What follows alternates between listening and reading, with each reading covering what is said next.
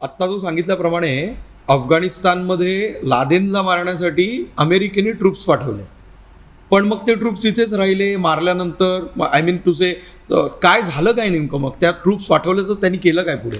नाही. कारण सरकार आत्ता तालिबानचं आहे आणि ट्रूप्स आत्ता अमेरिकेने पाठवले. बरोबर.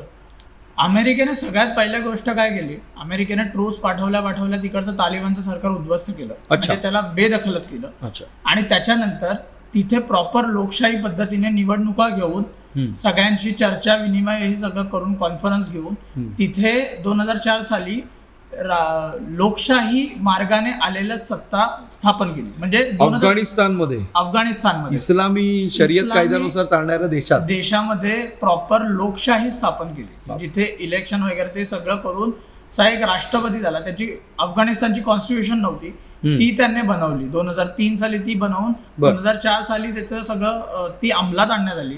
राष्ट्रपती झाला हमीद करझई, हे त्यांचे पहिले राष्ट्रपती बनले. आणि हे सगळं केल्यानंतर मग तिकडे आता सरकारही अमेरिकेच्या हातात होतं, म्हणजे बऱ्यापैकी अमेरिकेचं, कारण की अमेरिकेनेच मदत केलेली ते सगळं करायला, त्यामुळे ते सगळं होतच होतं. तर मग हे सगळं स्टेबल झाल्यानंतर मग ओसामाला शोधणं, अतिरेकी संघटना, कारण की खूप कॅम्प्स वगैरे झालेले, टेरर कॅम्प झालेले, हे झाले, ते उद्ध्वस्त करणं, हे सगळं सुरू झालं. आणि 2011 साली ओसामाला पाकिस्तानमध्ये ओसामा लपलेला, कारण की त्याला माहिती होतं की अफगाणिस्तानमध्ये आपल्याला हे सगळे शोधतायत, अमेरिकन ट्रूप्स शोधतायत. आणि अमेरिकन ट्रूप्स प्रत्येक अफगाणिस्तानच्या प्रोव्हिन्समध्ये, म्हणजे आपण जे राज्य म्हणतो त्या राज्यांमध्ये अमेरिकेचे ट्रूप्स होते. त्यामुळे पाकिस्तानमध्ये हा आश्रयाला गेला ओसामा. आणि 2011 साली ओसामाला अमेरिकेने मारलं. 2004 पासून व्यवस्थित अफगाणिस्तानमध्ये एक स्थिर सरकार म्हणू आपण त्याला, स्थिर सरकार चालू झालं. कारण त्यावेळेला तालिबान लोकशाही पद्धतीचं स्थिर सरकार सुरू झालं. ओके, लोकशाही पद्धती, शरीयत कायदा नाही. बरं. मला तोच प्रश्न आता पुढे विचारायचा आहे की 2001 मध्ये आपण असं म्हणतोय की ट्रूप्स पाठवले, तालिबान सरकार उद्ध्वस्त केलं. तालिबान सरकार उद्ध्वस्त केलं म्हणजे माणसं तर आहेत अजूनही, अतिरेकी आहेत. 2001 नंतर आत्ता आपण ज्या तालिबानचं नाव 2021 मध्येच ऐकतोय, म्हणजे मध्ये नेमके तालिबानी गेले कुठे? अफगाणिस्तानमध्ये जर स्थिर सरकार होतं तर याचा अर्थ तालिबान तिथे नव्हतं, तर त्यांचं झालं काय? तालिबान कुठे गेलं नाही. अच्छा. तालिबान अफगाणिस्तानमध्येच राहिलं. बरं. फक्त ते अंडरग्राऊंड गेले. अच्छा. आता जेव्हा 2004 मध्ये जेव्हा सरकार आलं त्यांनी तालिबानच्या अगेन्स्ट असं काही केलं. अच्छा. पहिली गोष्ट म्हणजे अमेरिकेच्या मदतीने त्यांनी स्वतःची अफगाण सिक्युरिटी फोर्स चांगल्या पद्धतीने उभी केली. ओके. देशाची सिक्युरिटी फोर्स. नाटोही आलं होतं, त्यांनी त्यांना ट्रेन करायला सुरुवात केली. आणि हे अफगाण सिक्युरिटी फोर्सेस जी होती, ही जी तरुण मुलं होती, ही सगळी या प्रोव्हिन्सेस मधली, या ट्राईब्स मधली होती. अफगाणी सिक्युरिटी फोर्स आली, तर या सिक्युरिटी फोर्सच्या मदतीने नाटोने आणि अमेरिकन ट्रूप्सने छापे मारलेले कॅम्प्समध्ये. कारण स्वतः त्यांना जॉग्राफी माहित नाहीये, तो रिजन माउंटस रिजन आहे, अवघड रिजन आहे, मदत कोण करणार? अफगाण सिक्युरिटी फोर्स. मोठ्या प्रमाणात त्यांनी अल कायदाच्या कॅम्प्सवर छापे घातले, तालिबानच्या छोट्या छोट्या जागा जिथे होत्या त्या कब्जात आणल्या, त्यांना प्रिझनर्स केलं. हजारो प्रिझनर्स कैदी आलेले आहेत तालिबानचे यांच्या अंडर. पण तालिबान कुठं होतं? तालिबान गप बसलं का? तर आपल्याकडे एक लोन वुल्फ अटॅक नावाची कन्सेप्ट आहे. लोन वुल्फ म्हणजे जेव्हा समूहानं कोणी काम करत नाही तेव्हा एकटा काम करतो. 2004-05 नंतर ही आपण असं म्हणलं की लोकशाही सरकार निर्माण झालं. लोकांच्या सरकारकडे अपेक्षा होत्या, वोटिंग केलं होतं आणि इलेक्शन थ्रू सरकार स्थापन झालं होतं. पण असं दिसून आलं की या सरकारमध्ये प्रचंड प्रमाणात भ्रष्टाचार आहे. अच्छा. लोकशाही सरकारमध्ये. म्हणजे अमेरिका आणि नाटो कंट्रीज, फक्त अमेरिका नाटो नाही तर UN, ADB म्हणजे एशियन डेव्हलपमेंट बँक, AIIB यासारख्या ज्या बँक्स आहेत, इंटरनॅशनल बँक्स आहेत, ह्या सुद्धा फंडिंग करत होत्या, या सुद्धा एड देत होत्या. कशासाठी? जॉर्ज बुश यांनी वाक्य वापरले की ह्युमॅनिटेरियन असिस्टन्ससाठी. म्हणजे जे एवढ्या वॉर्स मध्ये सगळं उद्ध्वस्त झाले ते आम्ही परत उभं करू, बरोबर, पुनर्स्थापना करू. ते ज्या स्पीडमध्ये किंवा ज्या पद्धतीने व्हायला पाहिजे होतं तेव्हा पैसा येतोय, पैसा आला की भ्रष्टाचार येतो, पण त्याचा फायदा फक्त काही नेत्यांना, तेच काही ट्रायबल लिडर्सनाच होतोय, तो खाली उतरत नाहीये. त्यामुळे जनतेमध्ये परत भ्रमनिराश झाला की या पद्धतीकडे आपण बघत होतो की आता लोकशाही मार्ग आलाय, आपली लोक बसलेली आहेत, पण आपल्यापर्यंत पैसाच येत नाहीये. मग परत तालिबाननी या असंतोषाला या असंतोषाचा उपयोग करायला सुरुवात केली, लोकांना सांगायला सुरुवात केली, हा मिनिस्टर असा आहे, तो मिनिस्टर तसा आहे, हे सरकारच असं आहे. पण हे कुठे राहून केलं असेल त्यांनी? तिथंच राहून, त्यांच्या गावामध्ये राहून, हो. अफगाणिस्तानात राहून. काही पाकिस्तानमध्ये पळून आले ऑब्विस, पण सगळे पळून नाही गेले, तिथंच राहिले. मग अशा वेळेला सुसाईड बॉम्बिंगचे प्रकार सुरू झाले. स्वतः वुमन अफेअर्स मिनिस्टर ज्या होत्या अफगाण गव्हर्नमेंटच्या, त्यांच्यावर जातीने हल्ला झालेला. त्यांच्या गाडीच्या मागं एक बॉम्बवाली गाडी सोडली गेली आणि ती फुटली. असे प्रचंड प्रमाणामध्ये सुसाईड बॉम्बिंग झालेलं आहे 2006 ते 2011च्या काळामध्ये. आपण म्हणतो तालिबान कुठं होता? तालिबान अशा पद्धतीने जिवंत काम करत होता. ओके, की ठीक आहे, आम्हाला तुम्ही समूहानं काम करून देत नाही ना, आमचा माणूस, आमच्या विचारांचा माणूस तुमच्या विरोधामध्ये लढाई देईल. पण यावेळेला अफगाणिस्तानमध्ये अमेरिकेचे पण आर्मी आहे, नाटोची पण आर्मी आहे, अफगाणिस्तानाची स्वतःची एक सिक्युरिटी फोर्स आहे. आपण असं म्हणू की बिचारा त्या सिक्युरिटी फोर्सला प्रत्येकानेच फसवलं. आधी मुजाहिद्दीन मधून जे आले त्यांनी फसवलं, त्याच लोकांना त्यांनी घेतलं, नंतर तालिबानींनी फसवलं, नंतर या सिक्युरिटी फोर्सनी फसवलं, पैसा तिथूनही त्यांनी पैसाच घेतला. मला विचारायचं असं की ह्या सगळ्यामध्ये तालिबान 2011 मध्ये असून सुद्धा, एवढं करून सुद्धा जिवंत कसं राहिलं? जिवंत राहिलं कारण त्यांचा मुद्दा एकच होता की इथं जी संस्कृती आहे किंवा इथं जे विचार आहे त्या विचारांनीच हा देश किंवा आमची जागा चालली पाहिजे. ओके, म्हणजे शर्यतनुसार. बरं. आणि मुळात असं झालं की त्यांनी लोकांच्या मनातल्या असंतोषाचा फायदा घ्यायला सुरुवात केली, जे 1996 मध्ये घेतलं होतं तेच. तेव्हा मुजाहिदीन होते, आता ही सरकार आहे. आणि त्यात अमेरिकन ट्रूप्सच्या काही चुकांमुळे त्याला खतपाणी मिळालेलं आहे. जसं की प्रोव्हिन्सेस मध्ये जसं ट्रूप्स आल्या तर असे अनेक गोष्टी घडल्या की ज्यामध्ये अनेक काय म्हणतात त्याला निर्दोष लोक अमेरिकन ट्रूप्सच्या हातून मारली गेली. म्हणजे अतिरेकी समजून ट्रायबल लिडर्स जे आहेत, ज्यांच्या खाली ज्यांच्या एका आवाजावर मोठ्या प्रमाणात लोक जमा होतात, ज्यांना अनेक लोक मानतात, त्यांचे खून पाडले गेले. चुकीने असतील किंवा कुठल्या उद्देशाने असतील माहित नाही, पण हे झालेलं आहे. म्हणजे एका ठिकाणी तर अशाही न्यूज आले की त्यांनी कुराण जाळलंय अमेरिकन ट्रूप्सने रागामध्ये किंवा माझामध्ये. पण ह्यावेळेला अफगाणिस्तान मधली सरकारचा हमीद करझाई जे आहेत ते ह्या विषयात काही बोलू शकत नाही. शर्यत कायदा कुराण जाळल्यानंतर बोलू शकत नाहीत कारण ते हात दगडाखाली आहेत. त्यांना 2004 नंतर जे अफगाणिस्तानची इकॉनॉमी जर आपण पाहिली तर ती 60-70% फंडिंग ड्रिव्हन आहे. स्वतःच असं त्यांच्याकडे काही नाहीये, ते उभारतायत पण ते सुद्धा स्वतःच खात आहेत. बरोबर आहे. त्यामुळे मी म्हणताना असंही म्हणतो की ठीक आहे, अमेरिकेने फंडिंग केलं, अमेरिकेने मॅन्युप्युलेट केलं, तालिबानने नरक केला, पण जेव्हा तुमच्याकडे संधी होती, जेव्हा तुम्हाला पैसे मिळत होते, त्याचा तुम्ही सदुपयोग करण्याच्या ऐवजी तुम्ही स्वतःचे खिशे भरलेले. हे झालेलं आहे. आणि त्यामुळे तालिबानला आपोआपच रिक्रुटिंग मिळाली, सरकारच्या विरोधात आहे मी, तू ये, तू सुसाईड बॉम्ब. हे सगळं त्या काळात केलं गेलेलं. सरकार असताना, ट्रूप्स असताना सरकारची चूक आहे, अमेरिकन ट्रूप्सची तेवढीच चूक आहे. याचा अर्थ तालिबान काही शांत बसलेलं नाही, फक्त ते दिसत नव्हतं. याचं कारण ते समूहानं नव्हते, विखुरले गेले, पण ते होते. आणि सगळ्यात याच्यात एक मुद्दा असाच ऍड करायचा आहे की सगळ्यात हे काय, जी चूक सोव्हिएत रशिया करत होतं तीच चूक नंतर अमेरिकेने केली की आम्ही म्हणतोय त्याप्रमाणे तुम्ही चाला.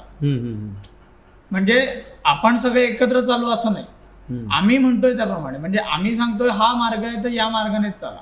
आपण असं जर एखाद्यावरती, आता आपल्यावरतीच जर समजा कोणी बळजबरी केली की तुम्ही असं चाला, तर आपण तसं नाही चालणार. उलट आपण तर पहिले तसं जाणारच नाही, त्या रस्त्यालाच जाणार नाही. पण हीच चूक. त्यामुळे तो जो, आणि अमेरिकेने पण तेच केलं, काबूल आणि आजूबाजूच्या प्रदेशांवरतीच त्याने म्हणजे जो विकास आणि ते जे डेव्हलपमेंट वगैरे हे तिकडेच मोस्टली तिकडे 4-5 प्रोव्हिन्समध्ये केलं.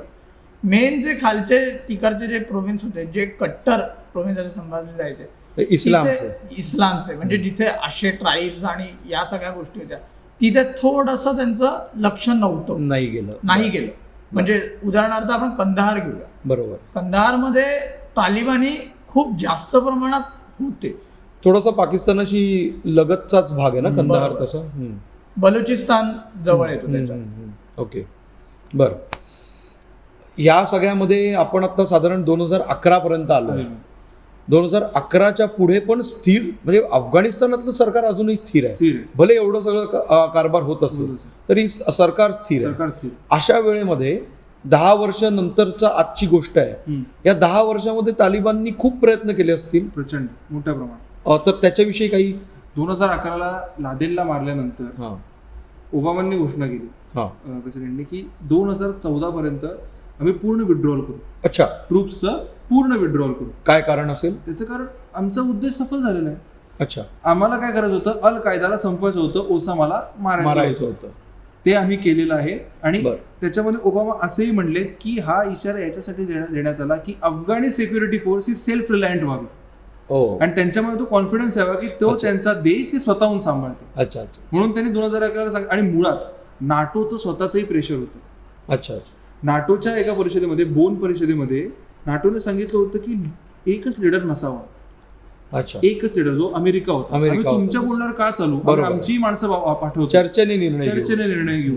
त्यामुळे ओबामांनाही कळून चुकलं होतं की आता माग घेणं क्रमप्राप्त आहे. आणि मुळात जी अमेरिकेची जनता होती तिलाही आता कळून चुकलं होतं की आपली लोक तिथं जात आहेत, 10 वर्ष तिथं आहे, मोठ्या प्रमाणात गेली, अनेकांचे मृत्यू होत आहेत, आपल्यावर खर्च होतोय, आपल्याला त्याचा आपल्याला काही उपयोग नाहीये. त्यामुळे जनतेचं, एकतर काँग्रेसमनचं आणि नाटोस असे तिन्ही प्रेशर्स ओबामांवर होते.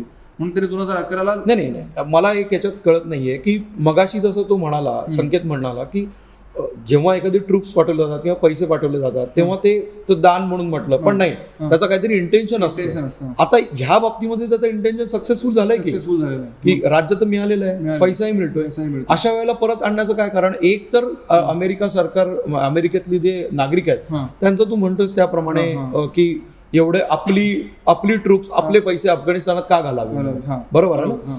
पण जे घातले गेले होते त्याच्यातलं सक्सेस मिळत होता ना, तरी सुद्धा का मागे घ्यायचं? कारण सक्सेस मिळत होता पण यावेळी दान नव्हतं दिलं. 2003-04 साली सरकार, एक लेजिटिमेट सरकार स्थापन झाल्यानंतर एडचं रूपांतर लोन मध्ये झालेलं आहे. ओके, म्हणजे आता दान नाहीये, आता लोन आहे. अच्छा, कारण ऑब्व्हियस आहे, ही अपेक्षा करणं ऑब्व्हियस आहे, कारण आम्ही तुम्हाला तर स्टेबिलिटी दिली आणि आमच्यामुळे मिळालेली. ऑफकोर्स तुम्ही तर रिटर्न केलं पाहिजे आम्हाला, पण ते रिटर्नच होत नाहीये. 10 वर्ष झाली. आणि एक तर करप्शन आहे, आलेला पैसा खिशात जातोय. आता जसं सांगितलं गेलं की एज्युकेशन सिस्टीम मध्ये त्या 3-4 वर्षामध्ये प्रगती झालीये, तरी ते वर्ल्ड बिलो एव्हरेज आहेत. अच्छा, 30 पण 2004 नंतर तरी तिथे मॅथ्स किंवा शास्त्र असं शिकवलं गेलेलं आहे. शाळा स्थापन झालेल्या आहेत. ओके, युनिव्हर्सिटीजना परत रिइन्स्टेट केलं. रिइन्स्टेट म्हणजे युनिव्हर्सिटी होत्या, अच्छा, ज्या मधल्या तालिबान मुजाहिदीनच्या काळामध्ये वाट लागली, त्यांना परत रिइन्स्टेट केलं गेलेलं आहे. पण एखादी तुम्ही युनिव्हर्सिटी बांधाल, पण फॅसिलिटीज, टीचर्स तुम्ही तुमच्याकडे बांधल्यानंतर, आता जसं मी म्हणालो की जे करप्शन जे होतं, अमेरिका फंडिंग करते, समजा शिक्षण मंत्री आहे पण शिक्षण मंत्रीच खातोय. आणि मुळात म्हणजे हे नंतरची गोष्ट, पण मी आधी याच्यासाठी सांगतोय की 2013-14 नंतर जशा ट्रूप्स विड्रॉ होत आहेत, सगळे अमेरिकेमध्ये येत आहेत, मग मिलिटरी इंटेलिजन्स ऑफिसरची एक गुप्तपणे इंटरव्ह्यू घेण्यात आलेला, गुप्तपणे त्याचा वॉशिंग्टन पोस्टने तो घेतला होता. आणि त्याचं एक बुक निर्माण झालं, काय की secret paper of Afghanistan, the secret war of Afghanistan, की सिक्रेटली काय घडत होतं. तेव्हा त्यांनी जाहीरपणे कबूल केले की आम्ही अशा लोकांना प्रोत्साहन दिलं ज्यांना प्रोत्साहन देण्याचे ते लायकीचे नव्हते. म्हणजे उदाहरणार्थ आम्हाला कळते की आम्हाला लादेन मिळत नाहीये, आम्हाला कळते की आम्हाला तालिबानचे स्पॉट्स मिळत नाहीये, अल कायदाचे स्पॉट्स मिळत नाहीये, ते कुठल्या तरी माउंटेन रिजन मध्ये लपून बसलेत. मग अशा वेळेला तिथले जे वॉर लॉर्ड होते, त्यांनी स्वतःची प्रायव्हेट सेना उभी केली होती आपल्या ट्राईब्स मधनं, त्यांना आम्ही चारायचो. अच्छा, त्यांना प्रचंड पैसा द्यायचो. त्यांना पैसा दिल्यानंतर पॅरलल काहीतरी एक सुरू करायचं. आणि मग त्याच्यातनं आम्हाला ते मार्ग दाखवायचे की इथून जावा, तिथून जावा, त्यात आमचे सैनिक मारायचे. आणि नंतर तेच डोक्यावर बसले, ते आमच्या ट्रूपच्या डोक्यावर बसायला लागले. तिथल्या सरकारला ते विरोध करायला लागले स्वतःच्या जोरावर की नाही हे चुकीचं आहे. स्टॅबिलिटी हलायला लागली. त्याने तेच सांगितलं की ज्यांच्यावर आम्ही विश्वास ठेवून पैसा पुरवला, पब्लिक प्लॅटफॉर्मवर पैशाचे आपल्याला 3 ट्रिलियन 4 ट्रिलियन दिसतं, पण त्याच्यापेक्षा कैक पटीने जास्त हा बॅकट्रॅकनं पैसा गेलेला आहे. बरोबर आहे. आणि तो वाया गेलेला. बरोबर. इव्हन त्याचं त्यांनी आत्ताशी लिंक जर जोडली तर त्यांनी सांगितलं की जे एलिट क्लास आहे अफगाणिस्तानचा, तो आपल्याला आज पळताना दिसतोय काबूलच्या एअरपोर्टवर. कारण एलिट क्लासेस काबूल एअरपोर्ट पर्यंत पोहोचू शकतो, बरोबर, सामान्य माणूस पोहोचू शकतो, जाणारच नाही. त्यांच्या सुटकेसमध्ये $1 मिलियन सारखी कॅश आहे, जी कुठून आली? अमेरिकेतनं झालेली आहे. राईट. बँकिंग सिस्टीम सुधारली गेली नाही, त्यामुळे कॅश सिस्टीमच होती. बरोबर. ते म्हणले की आमचा पैसा वाया गेला. आता $1 मिलियन मध्ये काय काय होऊ शकतं. हे त्या काळात घडलेलं आणि यामुळे तालिबान जिवंत राहिली आहे. तालिबानमुळे नाही तर सरकारच्या विरोधामुळे जिवंत राहिलेली आहे. आणि 2014 नंतर जशा 1,00,000 ट्रूप्स होत्या ज्या 2010ला त्या 9,400 पर्यंत आणल्या ओबामाने. आणि मग त्याने परत जाहीर केलं की 2016 पर्यंत आम्ही ट्रेनिंगसाठी ठेवू, नाटोची थोड्या प्रमाणात सैन्य राहील पण आम्ही पूर्णपणे काढू. आणि जसं तू म्हणालास की सरकार याच्यावर काही करत नव्हतं का, तर 2013 साली नाटोची दुसरी बोन परिषद झाली त्याच्यानंतरची.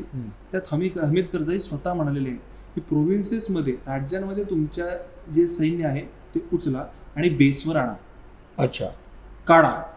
अच्छा, तुमचा आता आम्हाला त्रास व्हायला लागला. अमेरिकेला सांगितलं नाटो परिषदेमध्ये सगळ्यांसमोर. म्हणजे इथं कळतं की सरकारलाही आता कळतंय की आता ओव्हर डिपेंडन्सी होते आहे, करप्शन वाढले. पण तरीही पण ह्या बाबतीमध्ये तो कुठल्या बेसिसवर बोलत, त्याच्याकडे स्वतःचे तेवढे आर्म्स आणि तेवढं हे होतं ह्या बेसिस, कुठल्या बेसिसवर म्हणजे त्याचं जनतेचं प्रेशर होतं त्याच्यावर. जनतेचं त्याला एक कळत होतं की त्याची गव्हर्नमेंट आता डगमगते, माझी सत्ता, हमीद करझाईंची सत्ता निघण्याच्या मार्गावर त्यांना कळत होतं. आणि मुळात अमेरिका स्वतः कुरघोडी करत होता सरकारच्या विरोधात. कारण अमेरिकेला जे पाहिजे होतं त्याला स्वतः सरकारही आता विरोध करायला लागलेलं होतं. कारण आमची जनता सफर होते तुमच्यामुळे, कुराण काय जाळताय, आमच्या लोकांना काय मारताय, ज्यांच्यासाठी आम्ही सरकार बनवले त्यांनाच तुम्ही त्रास देताय. बट व्हॉट अबाउट लोन्स, जे लोन्स ते देत आहेत ते तर रिपेमेंट अजूनही झालेलं नाहीये.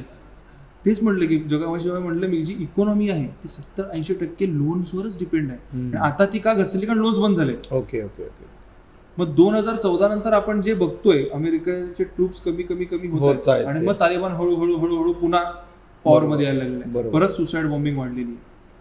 2015ला अशरफ गनी आणि Abdullah Saleh, if I am not wrong, यांचं सरकार आलेलं आहे. हे सरकार पूर्ण अमेरिका धार्जिण आहे.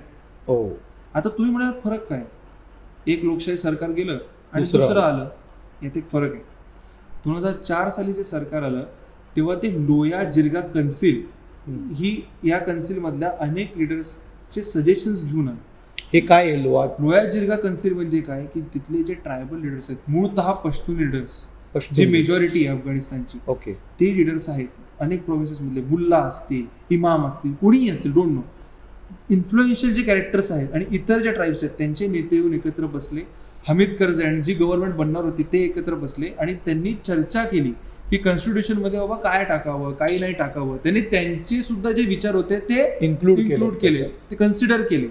म्हणजे जे नाटोचं म्हणणं अमेरिकेशी होतं की तुम्ही हे करावं, तुम्ही 100 एक सत्ता असू नये. हे लोया जिरगा काउन्सिल हे आहे काय नेमकं? लोया जिरगा काउन्सिल म्हणजे अशा लोकांची काउन्सिल जे तिथले ट्राईब लिडर्स आहेत. मगाशी तू म्हणालास नाटो परिषद त्यांच्याशी संबंधित नाही. नाटो परिषद नाही. आता आपण म्हणतो ना की 2015 साली अशरफ गनी आणि अब्दुल्ला सालेह यांचं सरकार आलं, काय फरक पडला? पूर्वीचं लोकशाही सरकार होतं आणि हे आलं, काय फरक आहे? फरक आहे की जेव्हा 2003-04 साली सरकार स्थापनेची प्रक्रिया चालू होती कॉन्स्टिट्यूशनची वगैरे, तर एक मार्गाने त्यांनी कॉन्स्टिट्यूशन दिलेलं नाही, तर सगळ्यांचा विचार करून दिलं. 2003 आणि 4 त्या प्रोसेसमध्ये. लोया जिरगा कन्सिल म्हणजे काय, एकतर मोठ्या प्रमाणात सगळे पश्तुनी नेते, पश्तुनी मुल्ला, सगळे धार्मिक पंथी नेते यांना एकत्र बोलवलं गेलं, कारण ते इन्फ्लुएन्शियल होते.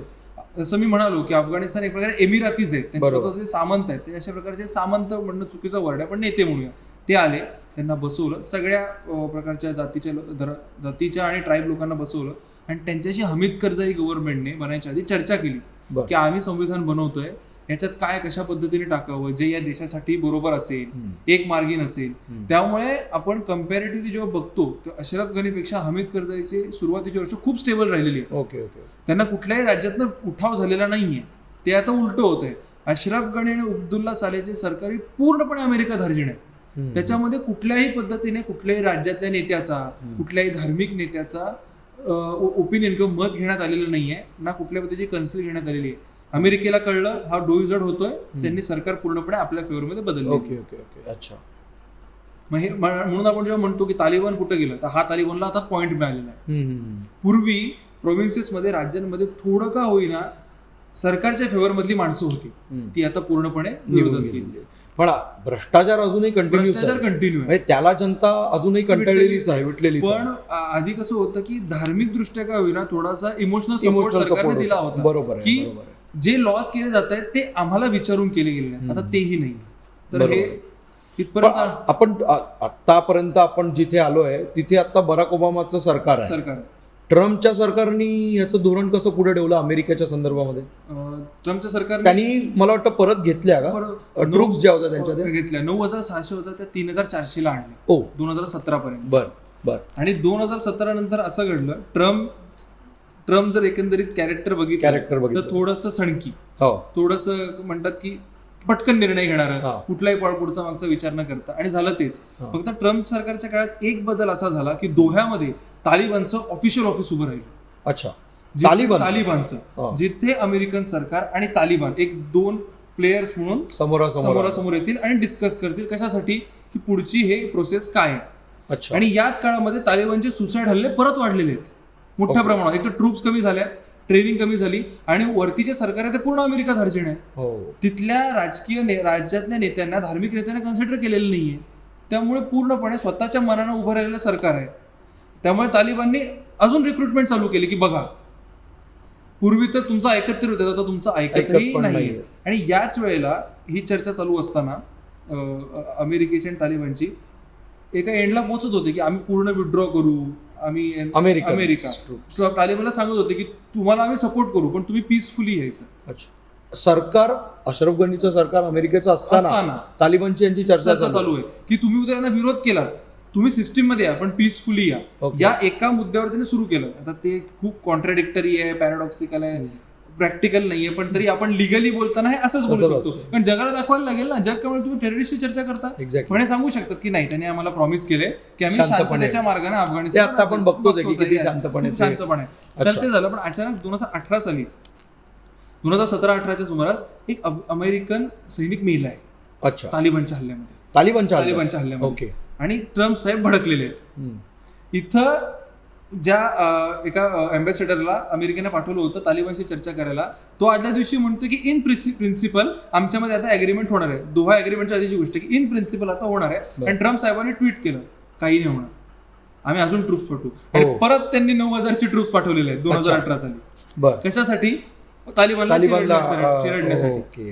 म्हणजे हे सगळं अपडाऊन काही कॉन्स्टन्सी आणि कुठल्या पद्धती सर्टन्टी दोघांमध्येही नाही. पण हा इतका चांगला राष्ट्रवाद मी बघतोय की माझा एका माणसाला मारलं तर मी 9,000ची फोर्स पाठवणार तुम्हाला दाबा. बरोबर. हा एक चांगला राष्ट्रवाद आहे ट्रम्पचा. राष्ट्रवाद आहे. पण ट्रम्प साहेब याच्यावरही सर्टन झालेलं नाहीये. ती वेगळी गोष्ट आहे. बरोबर. ते 6-7 महिन्यानंतर लगेचच फेब्रुवारी 2020 एक वर्ष 1.5 वर्षानंतर दोहा अग्रीमेंट झालेला आहे. अच्छा. दोहा अग्रीमेंट काय सांगतं? पुढच्या 14 महिन्यामध्ये आम्ही अमेरिकेच्या पूर्ण ट्रूप्स बाहेर काढू. 1 मे 2021 या वर्षी. हे आधीच ठरलं होतं दोहा अग्रीमेंट. फक्त यात एक चूक झाली ट्रम्प साहेबांची आणि अमेरिका गव्हर्नमेंटची म्हणा, की त्याच्यामध्ये काही कंडिशन्स होत्या की आम्ही कधी काढू. त्यात एक कंडिशन सीज फायरची जरी असली तरी त्याचा टाइम फ्रेम नव्हता. सीज फायरला टाइम फ्रेम लागतो की या काळापासून या काळापर्यंत आम्ही कुठल्याही पद्धतीने फायर करणार नाही, पीसफुल राहणार. हेचा टाइम फ्रेमच दिला नव्हता. आणि त्यामुळे तालिबान सुटलेला आहे ट्रूप्स कमी होईपर्यंत. त्यामुळे ही चूक तेव्हा पहिल्यांदा ही घडली की 14 महिन्यांचा कालखंड दिला, मे महिन्यात कळलं, पण त्या कंडिशन्स तेवढ्या भक्कम नव्हत्या की त्या सरकारला किंवा तिथल्या जनतेला आश्वासन देतील की डोंट वरी. नाही. आणि तालिबानला एक प्रकारे लूप होल मिळाला की आम्ही कुठं म्हणलेलं की ह्या टाइम फ्रेम मध्ये आम्ही या पद्धतीने सरकार घेणार. इतिहासच संधी साधूपणाचा आहे तालिबानचा. जेव्हा जेव्हा संधी मिळाली तेव्हा आलेले. बायडननी याच्यामध्ये काय रोल केला? कारण आता ट्रूप्स पण 9,000च्या ट्रूप्स आणि दोहा अग्रीमेंट पण झालं होतं. बायडननी काय केलं याच्यामध्ये? नाही, याच्यात आपण जर समजा बायडन या व्यक्तीसाठी, तुम्हाला बायडन म्हणून प्रश्न विचारला म्हणून मी सांगतो, जेव्हा बराक ओबामा होते तेव्हा उपराष्ट्रपती बायडनच होते. आपण तो काळ जर बघितला 2006 ते 2014चा काळ, तर तेव्हाही उपराष्ट्रपती बायडन होते. म्हणजे जी पॉलिसी जसं रोहनने सांगितलं की ट्रूप्स विड्रॉ करायचे, 2011 साली ओसामा मेला, आमचं हे उद्दिष्ट पूर्ण झालं. पण हे जेव्हा आपण म्हणतो की आमचं उद्दिष्ट पूर्ण झालं, म्हणजे बराक ओबामाने स्टेटमेंट दिलं की आमचं उद्दिष्ट पूर्ण झालं, पण त्याच्या आधी जॉर्ज बुश आणि बराक ओबामाही स्वतः, परत त्याच्यानंतर जो बायडन स्वतः, हे अनेकदा असं म्हटलेलं आहे की आमचं हे करायला, म्हणजे अल-कायदा संपवायला चाललोच होत, तालिबान संपवायला चाललोच होत, पण आमचं त्याच्याबरोबर अजून एक कारण अजून एक तिथे जाण्याचं आहे, म्हणजे की अफगाण सर तिकडच्या लोकांना जसं मगाशी सिक्युरिटी द्यायची. ह्युमॅनिटेरियन असिस्टंट, बरोबर आहे. शिक्षण प्रोव्हाइड करणं, हे करणं ते करणं, परत हे जे तालिबान वगैरे अशा ज्या संस्था आहेत यांना संपवणं, इन शॉर्ट म्हणजे स्टेबिलिटी निर्माण करणं, हे त्यांचं काम आहे. हे म्हणजे हे त्यांचं एक मोटिव्ह आहे. आता जेव्हा ओबामाने ते डिक्लेरेशन केलं, ट्रम्पने हे सगळं आपण आता बोललो, बायडनचं काय झालं, बायडन जेव्हा आले तेव्हा हे सगळं झालं होतं, दोहा ॲग्रीमेंट वगैरे सगळं झालं होतं. ट्रम्पचे जे विचार होते ते वेगळ्या प्रकारचे होते. म्हणजे ट्रम्प हा असा माणूस होता, कारण की तो बिझनेसमॅन आहे, किती तुम्ही विचार केला तरी तो बिझनेसमॅन आहे प्रॉपर, ठीक आहे. तो त्याला माहिती आहे की कुठला फायदा आणि कुठला तोटा, कसा फायदा. आता जेव्हा एक युएसचा एक माणूस मेला, जसं तू म्हटलं राष्ट्रवाद, एक माणूस मेला, तो त्याने त्या सेक्रेटरीला म्हणजे जो दोहा ॲग्रीमेंटला अमेरिकेकडनं बोलतो त्याला न विचारता डायरेक्ट ट्विट करून टाकलं की नाही होणार आहे. 6-7 महिन्यांसाठी का होईना पण नाही होणार, सरळ सांगून टाकलं. आणि त्याच्यानंतर डायरेक्ट 9,000ची सैन्य पाठवलं. पण आता आपण जे बघतोय की एवढं सगळं होतंय, काल 6 बॉम्बस्फोट झाले, एवढी लोक मेली, अमेरिकेचेही काही लोक मेली, पण बायडन अजूनही तेच म्हणतात की आम्ही ट्रूप्स विड्रॉ करणार, आम्ही काही हे करणार नाही. त्यात दुसरा सगळ्यात महत्त्वाचा मुद्दा असा आहे की दोहा ॲग्रीमेंटमध्ये बरेचसे लूपहोल होते जे ट्रम्पने ॲक्सेप्ट केले. मला तर हीच गोष्ट कळत नाही की तुम्ही जसं याने उल्लेख केला सीज फायरचा तुम्ही सांगतच नाही. त्याच्यानंतर तुम्ही ही गोष्टीची त्यांच्याकडनं ॲश्युरिटी घेत नाही की आम्ही गेल्यानंतर तुम्ही शांत राहाल, त्याची गॅरंटी काय. त्यांनी खरं जोपर्यंत अफगाणिस्तान सरकार आणि तालिबान यांच्यामध्ये एक इंटरिम गव्हर्नमेंट स्थापन समेट घडवून आणत नाही तोपर्यंत तुम्ही निघूच करू शकता. बरोबर. जर तुम्ही नेशन बिल्डिंगचं जिम्मा घेतलाय आणि तुम्ही सगळ्या दुनियेला ओरडून सांगता की बघा आम्ही अफगाणिस्तानमध्ये किती वर्ष राहिलो, आमच्या सैनिकांनी कुर्बानी दिली, हे केलं, मान्य आहे ना, कुर्बानी दिली, पण माझं तुम्ही ओसामाला मारण्यासाठीच तिथे गेला होता, तर मग तुम्ही नेशन बिल्डिंगचा आव कशाला आणताय. हा सगळ्यात महत्वाचा मुद्दा आहे तो. आणि आज जो बायडन 7 जुलै का 8 जुलैला त्यांनी जेव्हा प्रेस कॉन्फरन्स घेतली, जेव्हा ट्रूप्स विड्रॉ होत होते, तेव्हा त्यांनी काय सांगितलं की तालिबान एवढ्या लवकर टेक ओव्हर करूच शकत नाही. 3 लाखाची अफगाणिस्तानची फौज आहे आणि आम्ही त्यांना फुल्ली इक्विप केलंय, मान्य ना, 3 लाखाची अफगाणिस्तानची फौज आहे. पण चेंजेस होत आहेत. त्यांनी बोलल्यानंतरच लगेच काही दिवसात कंदाहार पडलं. बरोबर. कंदाहार म्हणजे उपराजधानी आपण म्हणू, बरोबर आहे, ती पडली. त्याच्यानंतरही अमेरिकेने विचार करायला पाहिजे होता. तालिबान आपल्या पद्धतीने करत आहे, अफगाणिस्तान सरकारला ते जुमानतच नाही आहे. आणि तिकडची सिक्युरिटी फोर्स एवढी वीक होती की, कारण की शेवटी काय होतं, अमेरिका आहे तोपर्यंत त्या सिक्युरिटी फोर्समध्ये एक जीव होता, जान आहे. बरोबर आहे. ते चला 2,000 जरी असले तरी त्यांच्यामध्ये ती हे होती, लढण्याची होती. पण आता त्यांच्याकडे लीडरच नाही. अफगाणिस्तान ट्रूप्स कोणाकडे बघून लढतील किंवा त्यांना डायरेक्शन देणारं कोणीच नाही. आणि अमेरिकेने बसवलेला त्यांचा अशरफ घनी नावाचा लीडरही पळून गेला. हे पण बरोबर आहे, तो पण पळून गेला. म्हणजे आम्हाला वालेच देते, लढू कशासाठी आम्ही. राजाच गेलाय, खुर्ची रिकामी आहे, तालिबान त्याच्यावर चढणार आहे. आणि काही याच्यात तर असं झालंय की अफगाणिस्तान सैन्य न लढताच सरेंडर झाले. आणि सरेंडर झालं तर झालं, त्यांनी सगळे इक्विपमेंट्स आणि हे यांना दिले. आणि काही ठिकाणी तर असे पण म्हणजे काही घटना घडल्या की अफगाणिस्तानचं सैन्य हे स्वतः तालिबानमध्ये सामील झालं. म्हणजे जसं मुजाहिद्दीन तालिबान झाले ना, तसंच झालं. ज्याचा पगडा भारी त्याच्या बाजूने. शेवटी त्यांना जगायचं, ते विचार करणार काय, त्याच्यामुळे त्यांनी ते केलं. राष्ट्रवाद नंतर पण राष्ट्रवादी होणं महत्वाचं. राष्ट्रवादी होणं. तर हे सगळं असताना पण मग नंतर बायडन येऊन परत म्हणतात की नाही, ते अशरफ घनी पळून गेला, अफगाणिस्तानचं सैन्य लढलं नाही, आम्ही तर त्यांना सैन्य पुरवलं, इक्विपमेंट दिलेले, सगळे मॉडर्न दिले. अरे तुम्ही दिलेले तर ते लढलं नाही, पण तुम्ही आधी अंदाज वर्तवला की नाही ते 7-8 महिने लढेल. मग 7-8 महिन्याने काय होणार होतं, परत तालिबान येणारच होतं ना. तुम्ही तिथे स्टेबिलिटी निर्माण करण्यासाठी दिलेलं ना. तुम्ही तिथे काय, तुम्ही जगाला ओरडून काय सांगितलं की आम्ही तिथे स्टेबल करणार. अफगाणिस्तान माझा दत्तक मुलगा आहे आणि मी त्याला व्यवस्थित त्याचं भरण पोषण त्याचं करणार, त्याच्याशिवाय त्याच्या डोक्यावरचा हात काढणार नाही. बरोबर. तिथे तुम्ही शिक्षणाचं नीट करू शकला नाही. बरोबर. तिकडचा पूर्ण युथ तुम्ही नीट करू शकला नाही. तुम्ही परत जी चूक सोव्हिएत रशियाने केली तीच तुम्ही केली. काबूल आणि काही याच्या पुरताच तुम्ही मर्यादित राहिला. तुम्ही त्याच्या पुढे गेला नाही. त्यापेक्षा मग भारताने आपण म्हणू की अफगाण लोकांचं कमीत कमी मन तरी जिंकलं. बरोबर. ते कसं जिंकलं तर अफगाण लोकांसाठी भारताने वेगवेगळ्या प्रकारचे उपक्रम राबवले, तिथे इन्फ्रास्ट्रक्चर डेव्हलपमेंट केलं, किती मोठ्या प्रमाणात इन्फ्रास्ट्रक्चर डेव्हलपमेंट केलं.